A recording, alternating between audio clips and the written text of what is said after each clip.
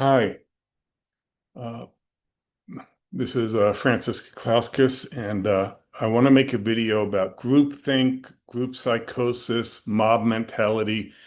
I think this may be one of the most important topics for any organization, any group of people, any cohort to examine. So I'm making this video where I'm sharing my notes for the talk, so you can follow along or you can just listen. So, uh, groupthink came from 1972 out of research, particularly around historical research of group decision-making models where everyone believed one thing that objectively was not true. So I pulled up an AI definition to start. Groupthink is a psychological phenomena that occurs within a group of people where the desire for harmony or conformity in the group results in irrational or dysfunctional decision-making outcomes. Essentially, members of a group suppress dissenting opinions for alternative ideas in favor of maintaining group cohesiveness, even if decisions are not optimal or well considered.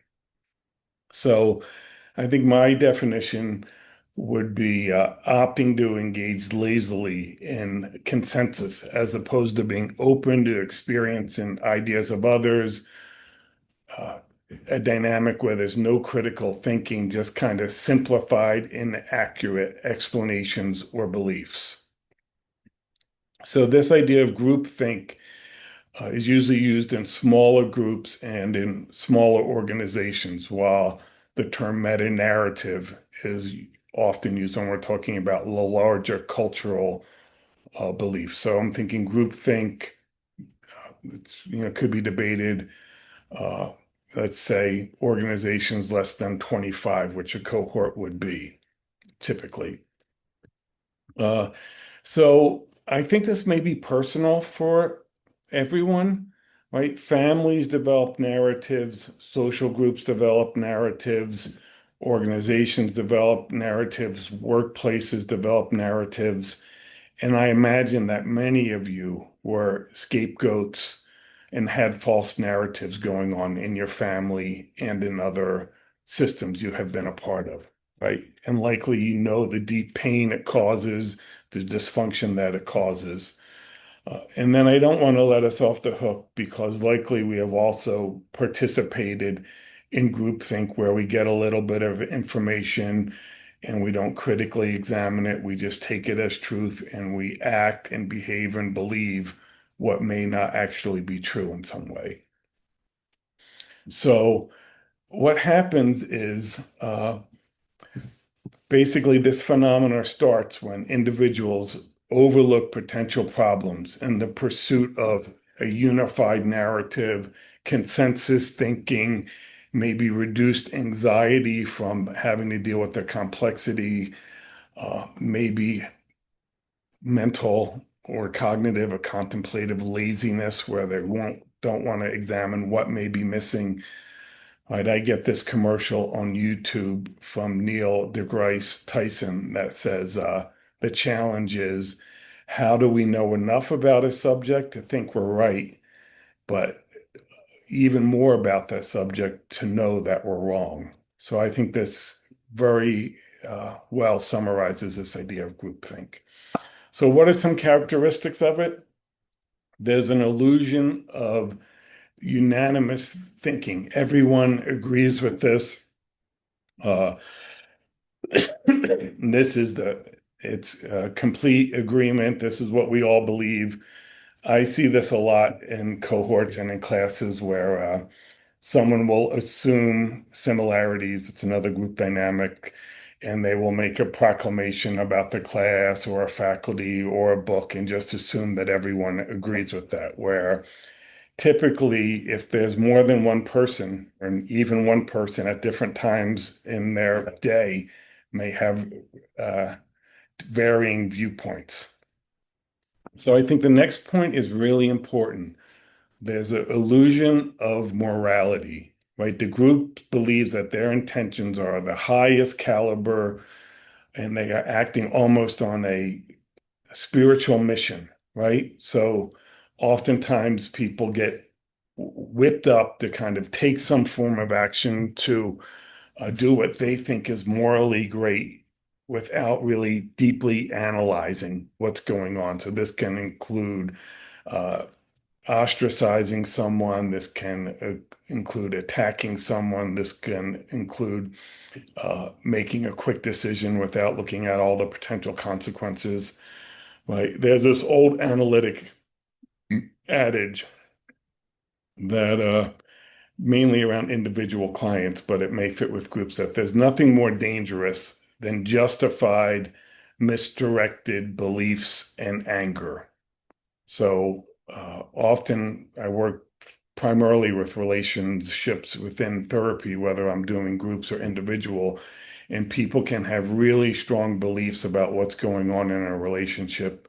And sometimes almost always there needs to be more talking, more back and forth, more understanding of the other person's intentions, why they act the way they act.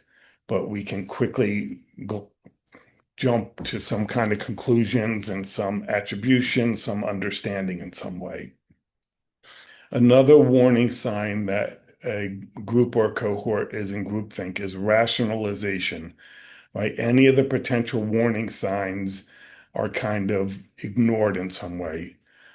This isn't in the literature, but I think of it this way, that oftentimes within groupthink, cognitive distortions are occurring. There's overgeneralization, there's kind of all or nothing thinking, polarized thinking, and then they quickly discount any exceptions that may challenge this belief or any positive aspects of what may be occurring, whether it's a policy or whether it's a person somewhat in some way. So uh, in groupthink, there are these mind guards, members of the group who prevent troubling or contrary and points of view from circulating with other group members. Uh, so often they will interrupt others. They will quickly respond with disconfirming what that person said. They may try to marginalize. May even try to mock the other person. They may even outside of the collective cohort go around to individual members to try to build this cohesive group think about, no, listen to me, join my side, join my belief structure, join the way I think we should proceed here. So this often keeps others from uh, participating because if you disagree, you may get harassed, you may get excluded, you may be targeted in some way. So part of mind guards or what happens in groups is that they'll stereotype others with contrary viewpoints. They may say you're stupid or you don't understand or you're privileged or you don't have the right experience or you're acting like a victim. They'll find some label to attack and stereotype the other person, and that can gain traction within a group. And I've been there, I'm sure you have been there, where people see you in some simplified way without your complexity and how painful that can be. Or someone looks at a decision that you made and kind of simplifies it and says that this was a bad decision, or you're stupid, or you're not trustworthy. So, whenever we get to these extremes, we might be acting in some kind of groupthink dynamic. So what happens is that people will self censor. They won't say what they think. It doesn't feel safe to say what they think.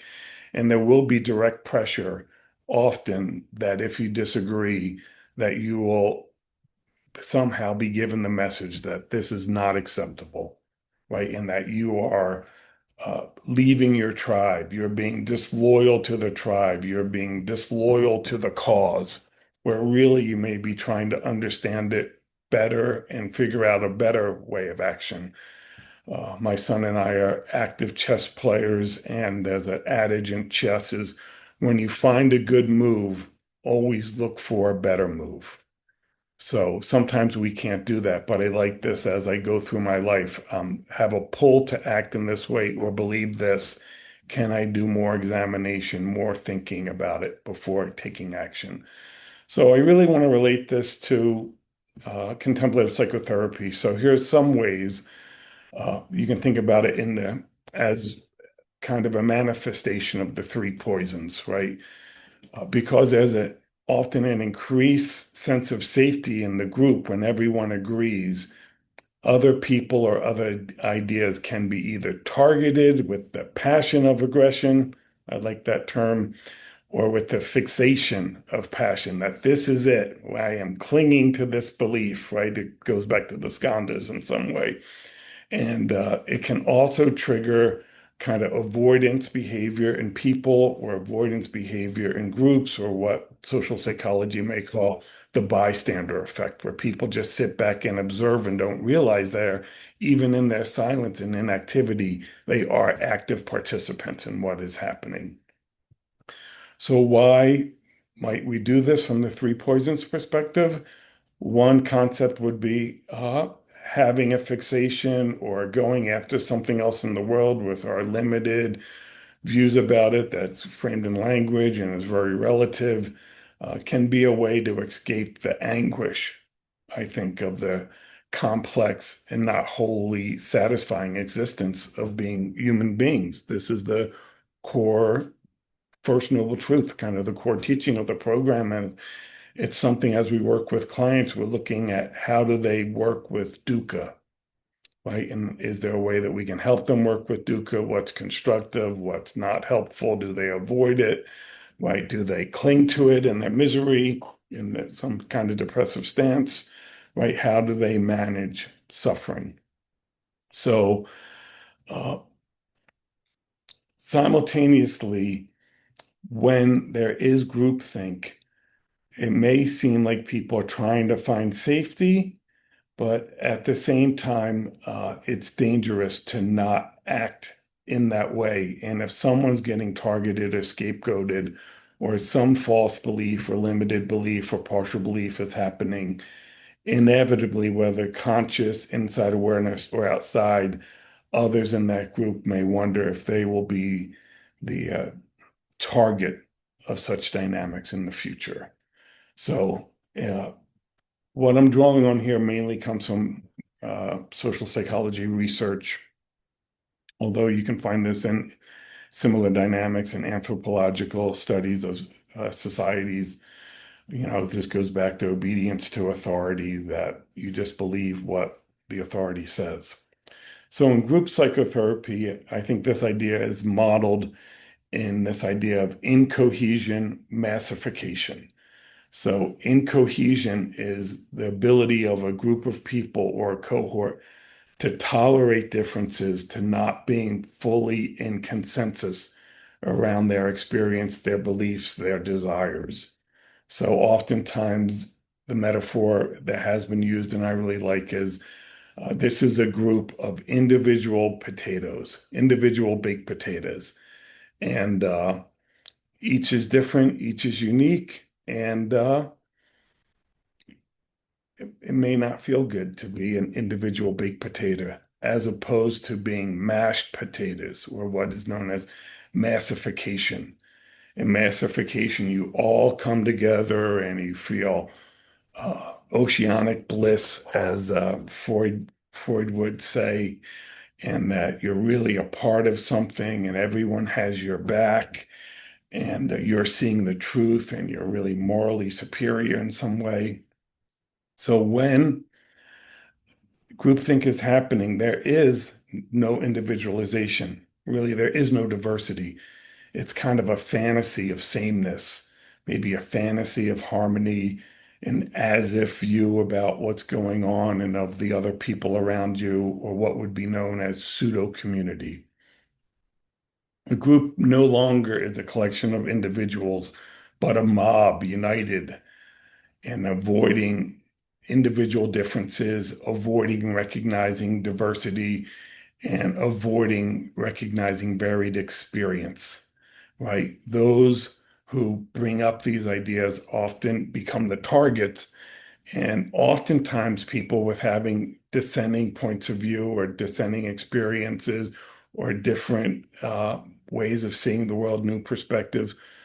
When they are marginalized, come from a marginalized identity, a multiple marginalized identity, they're much more often to be targeted by the group in groupthink dynamics in some way. So some ways that I understand the leader of these groups think dynamics or the subgroup that the leader is, I see them often as kind of a charismatic bully, right? They might be a self-assigned leader, or I find a lot of solace in Otto Kernberg uh, personality definition and structure of they're a narcissist over a borderline structure, meaning that they want to be grandiose, they think they're really important, but underneath that, they have the qualities of impulsiveness, all or nothing thinking, being seeing people and things as either all good or all bad, and unable to see the gray and the complexity in things. Oftentimes, these leaders of groupthink dynamics usually are unaware of a really strong projective process. Something is happening that they're bringing their past onto, and they must try to fix it in this moment. They're inaccurately seeing the person that they're targeting, or some policy is bringing up some dynamic from their childhood.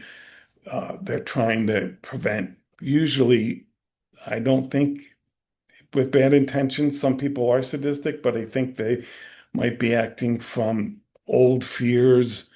I think this comes up when people feel envious of other people, uh, or in Western psychology, we might call this kind of aggressive passion to kind of control the narrative, but also to destroy things that are outside that narrative of what Freud would call the death drive or thanatos, or kind of a destructive, aggressive drive as we uh, postularized in Western society, going really all the way back to Hobbes and Hobbes's social contract that we are all self-serving, self-protecting, kind of vicious people. And this kind of paradigm has continues to be, I think, in Western society of how we see people, which is really in very strong contradiction to contemplative psychotherapy that would like to see that there is wisdom, compassion in everyone, although it may be clouded over in some way given their life experiences. So, as I said earlier, uh, when this dynamic is going on, you don't want to disagree, and there's wisdom in that because you could become the target of future bullying, mockery, exclusion in some way. So, in terms of a cohort, this is students must have or do have one unified view, maybe against another student, maybe against a faculty, it may be against a class, a policy, an administrator, an idea, but there's really no subtlety and distinction that this is the belief, this is the truth, this is the narrative. Uh, Generally, I think groupthink targets someone, some group, some idea with some aggressiveness.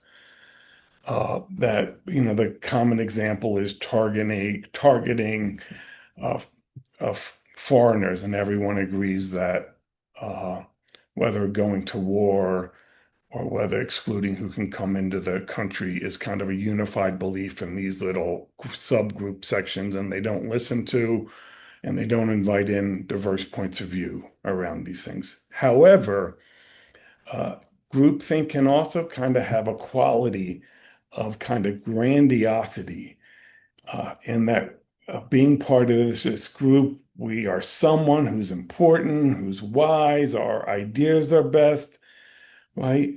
Somehow we're completely wonderful. I've gone through so many training organizations, including this program, multiple psychoanalytic organizations, group training programs, my doctorate, addiction counseling programs. And really, there is a feel that almost in all of these training programs, uh, the message is that this training, this view, this perspective, these techniques, these are the most special. These are the best. We are superior. And I think, from my view, many, many traditions have a tremendous amount of wisdom. Uh, I think in the absolute Buddhist view, these are all just constructed and not an absolute, and really can often lack humility. But with the anxiety of training to be a therapist, people may want to glom onto this idea that what they're doing is the best. I see this in cohorts where students are attracted to different theories outside of contemplative psychotherapy and feel like psychoanalysis, cognitive behavioral, mindfulness, internalized family systems, feminist theory, that each one of these is best and the other ones are inferior. Uh, I think you should work to have your belief and work from the theories that you feel are best, and you can deeply examine that. And of course, in all these theories, there's the first wave, second wave, third wave of psychoanalysis or these other theories, and people will glom on to one tribe of that this theory that they're studying. These techniques of training are by far the best. In my experience, I've learned and grown from each of these experiences. If you can embrace that attitude of humility and openness, and I also have critiques against every uh, kind of theory that I've learned, or questions, or maybe I don't understand it deep enough. So in groupthink, the longer a narrative happens, the less likely it is that alternative narratives will be accepted. It kind of gets built into what you might call, from a neuroscience perspective, kind of a group's default network. This is it, similar to karma, that the longer something happens, the harder it is to interrupt that pattern of karma and have something else happen. So, how can we work with this? What can you do? What can I do? What can we do? So generally, groups work well when it's a norm that it's supported for people to be a devil's advocate, right? Some groups will appoint one person to being the devil's advocate and the contrarian, or to slowing things down before decisions are made. In my view, that's a lot of role suction on one person, a lot of responsibility on one person. Oftentimes, people have a very difficult time separating what one role is inhabiting, such as the devil's advocate, from the person themselves. So ideally, I would recommend that all of you be devil's advocate, that we can all be devil's advocates in the groups we are in, and we can even promote this kind of critical thinking within the groups, and that we celebrate when people have questions or maybe bring in new perspectives. Right? I think that over time, individuals can become more aware of the depth and breadth of their projective processes, uh, more aware of how their life, how their karma has influenced how they see the world, their values, their beliefs, what they think is proper relational behavior, what they see as as proper ethical behavior. Uh, Others will invite you into groupthink. So I'm sure this has happened to you, it happens to me all the time, that I'm in a group that's discussing something, and then someone pulls me aside outside the group and says, "Hey, what do you think about this?" Or, "I think this is going on. Don't you think?" They may give their justification for it. They may be targeting someone in some way. I always like to say, as you know me, I like to not speak about others unless I spoke about that person directly. I think, given my training, and there is uh, a cultural indoctrination of Judaism in this belief that I have, but also I've examined it from personal experience, that I don't like to talk about other people behind their back. As faculty, we do it with the students to try to be supportive, to help you be successful. And I try to bring it back to you, as many of you have witnessed, that I call you in and I talk to you and we have a conversation. My perspective, your experience deepens. I hope you feel that and recognize that. And hopefully, the perspectives that other has gets deepened, and probably we come to a more accurate, harmonious way of being with one another. And I've appreciated in my experiences with this cohort the kindness that people have brought through these challenging and difficult conversations. And I hope you feel as if I brought kindness, right? Even in differences, there can be kindness, right? So, a question I would like to ask in a group when there's some truth or narrative or belief or scapegoating or idealization or damnation of another individual, is this foreclosed? Is this open for more conversation, more examination, or is a group? We've talked about this. Let's move on. So in a group, I think the whole group can be always skeptical when there is consensus, right? Almost always when there are people, more than two people, there are different viewpoints, different experiences, different perspectives. And the larger the group, probably the more differences, the more perspectives, the more understandings are happening. And oftentimes they may not be discussed. It may not feel safe to discuss these, but ideally we create systems and groups where things can be discussed. We can say, is there any part of you that sees this differently? This is classic psychotherapy of looking at the structures of the mind from Freud's tripartite idea of id, superego id, to what's popular now in internalized family systems. Even within ourselves, can we look at how different ego states, different roles within ourselves may see things differently?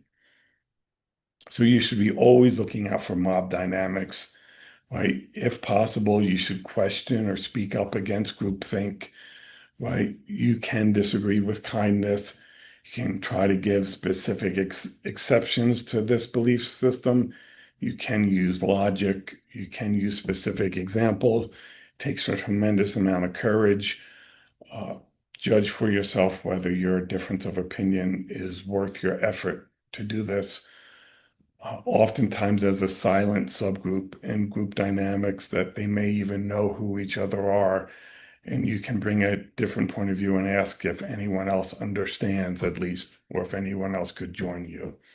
As I said earlier, I don't like to be part of conversations about people behind their back, and that's a personal choice that you have. Of course, as I've said, I have my inner circle of trust, Dr. Bustamante, Dr. Olson, Dr. Nathaniel Granger, where I will, of course, my therapist, my analyst, over time, my groups, where I will share what I think with the idea of, please show me what I'm missing. Please show me my projective process that is helping me not understand what is happening here in some way.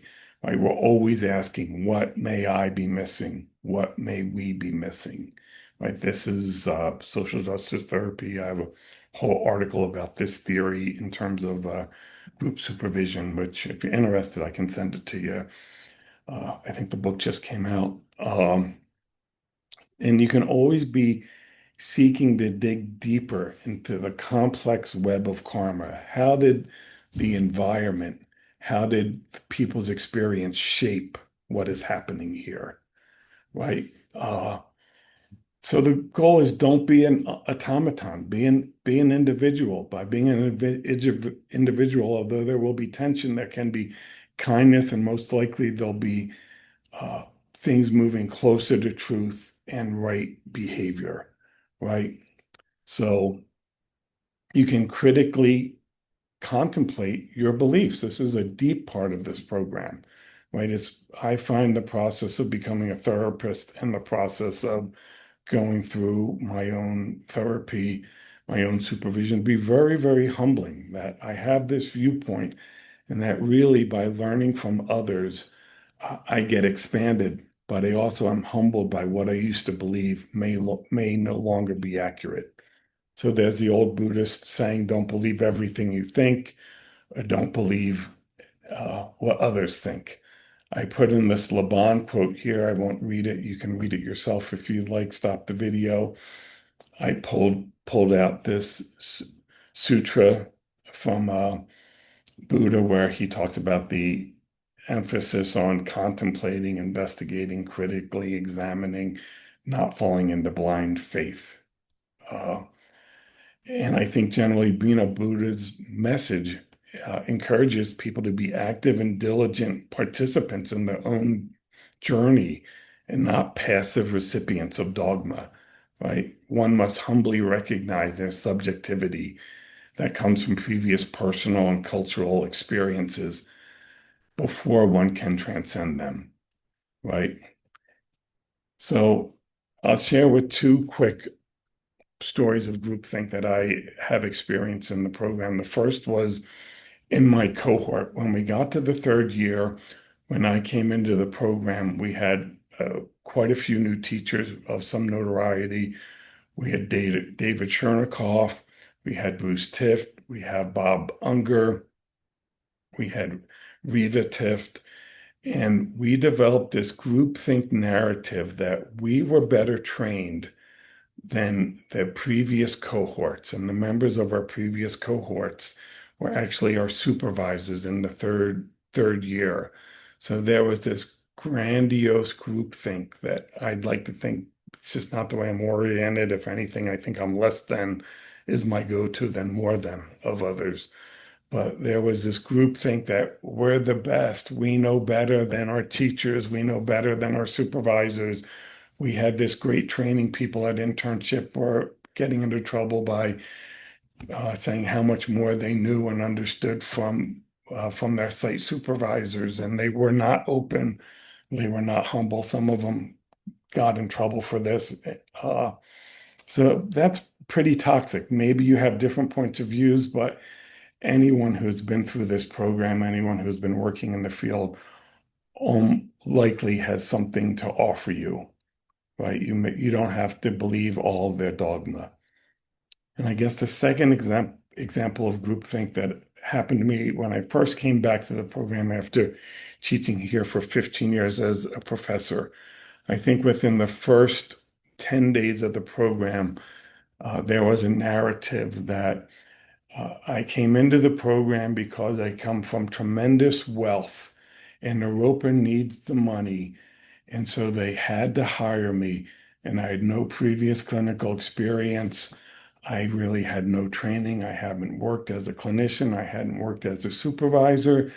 And my silent goal was to get rid of any diverse views within the program and make it very homogenized and what I think would be whiteness, or what I see the similarities with modernity program. It's just going to be all empirically validated studies, CBT, behavioral therapy.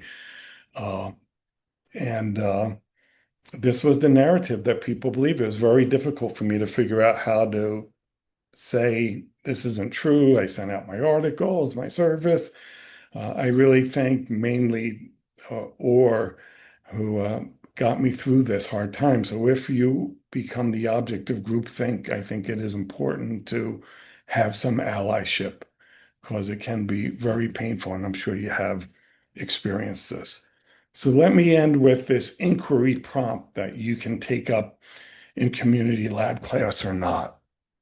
So what may be the simplistic and not critically examined narrative truths that this cohort may hold as true, right? What are the beliefs that this cohort holds that are in the dominant narratives that get spoken out loud that could use a little more perspective taking from diverse voices?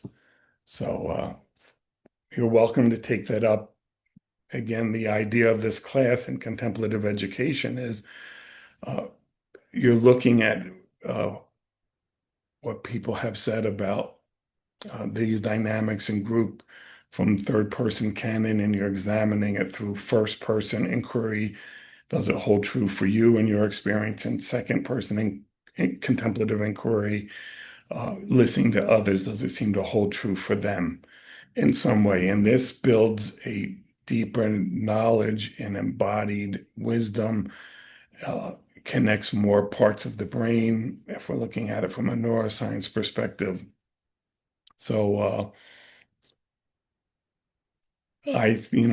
I'm not saying this program is perfect, but I do think this emphasis on contemplative education and your engagement with this and the professor's proficiency with teaching this manner is something very unique and special and does train very good therapists. And graduating from this program, I feel like it contributed to me having a career that I like, and also to have relationships and having the life I like. So put forth your effort to learn your patterns, to learn from others, to learn from other theories. There's a lot of wisdom. My deep belief is very rarely do people have uh, not helpful points of view. Often they do, and there's many examples of this, but oftentimes people think they're acting from good intentions and in the best interest of others. Of course, there are exceptions. So, um, my my friend Ron Johnson, who's the DEI coordinator of Creighton University, we've served on multiple boards and tasks, and he always says, let's assume good intentions, but let's examine those intentions and let's hear all voices. So that's would be my hope for you all. I hope you got some benefit out of this. Uh, Always very nice to spend time with you. Take care. Bye bye.